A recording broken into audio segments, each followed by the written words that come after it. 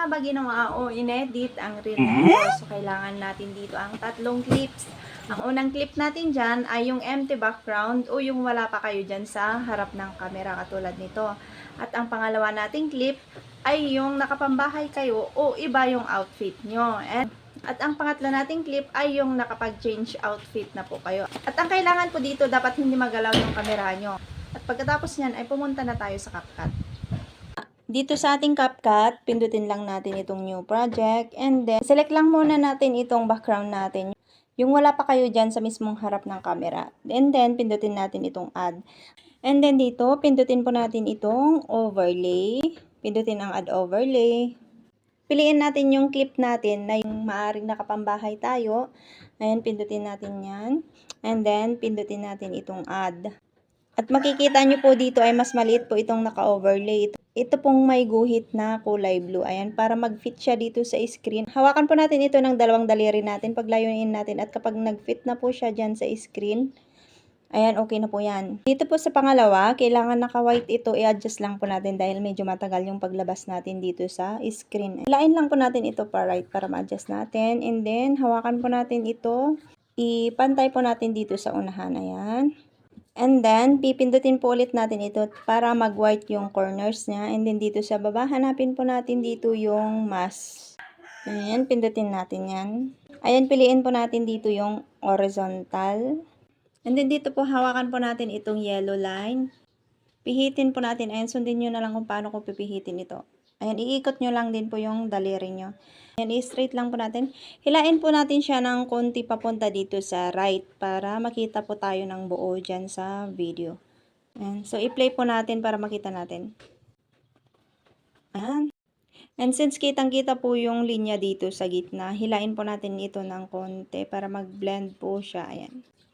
And pindutin na po natin itong check.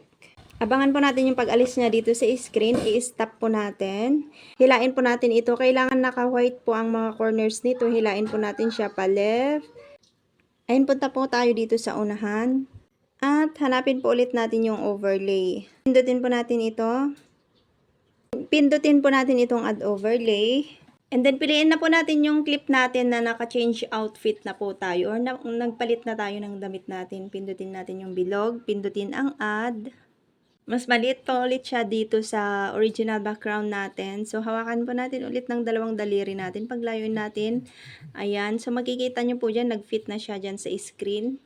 Ayan, yung kulay blue na linya na yan, ay nandyan na po siya sa mismong pinakagilid.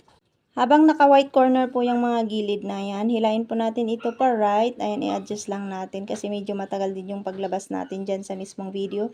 And then, hawakan po natin ito. Hawakan po natin ito at hilain natin pa right. Ayan, ipantay po natin dito sa dulo ng second clip natin. O yung pag-alis natin dyan sa harap ng camera, ayan. So, hilain po natin ito. I-timing lang po natin doon sa nakalis na tayo dyan sa harap ng camera na nandito sa ating second clip. I-play po natin.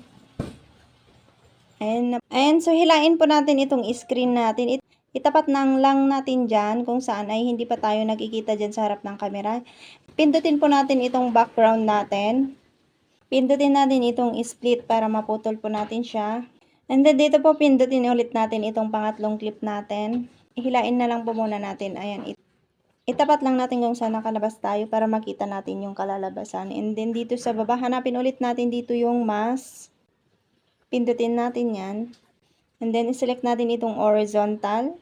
Hawakan po natin itong yellow line. Pihitin po natin siya. Sundan nyo na lang po kung ano yung ginawa ko. I-straight nyo lang po. Kapag natakpan po kayo, hilain nyo po itong yellow line. Hilain nyo po siya pa kanan. Ayan. Huwag nyo lang pong isasagad doon sa mismong pinakagilid. And then, pindutin nyo na po itong check. Hilain lang po natin itong screen natin pa kanan. Ayan, mapapansin po natin ay medyo mahaba na yung dulo. Pindutin po natin itong una. So, pag pantay-pantayin na po natin, pindutin itong split. Pindutin natin ito. At pindutin natin ang delete para ma-delete na po yan. And then, ganun din po dito sa baba. Pindutin natin yan. Pindutin ang split. Pindutin ang delete. Ayan, so i-delete na rin natin yung dulo. Ayan, kasi meron pong logo dyan ni CapCut. Pindutin ang delete. At kapag wala na kayong babaguhin, pindutin nyo na po ito para ma-export nyo. And then, i-save nyo sa inyong device. Yun lang, follow and share for more tips and tutorials.